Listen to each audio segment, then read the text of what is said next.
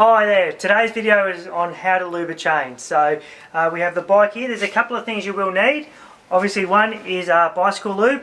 Most bike shops sell a range of bicycle lubes. The key is to get something that's actually a very light lube that's not going to attract a lot of dirt. So a big no-no is to put lubricants like Singer Oil or WD-40. Try to keep them away from the chain of your bike because they actually attract a lot of dirt. So as you're riding, something like a thin Teflon based lube or something like that's probably the best way to go.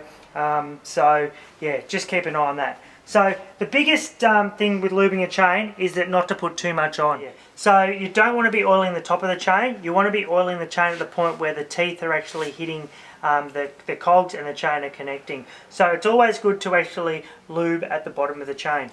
The key is to actually just put a drop on each of the joining parts of the link. So very, very thinly, you can just go around and just make sure that the lube is hitting the links.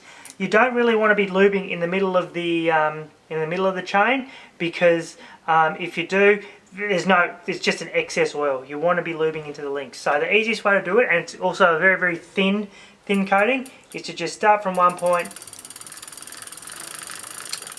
and ride it around a couple of times. That's all the lube you need, because you should be only lubing your chain. You should only be putting a very, very thin amount of lube on the chain, and you should be lubing your chain regularly.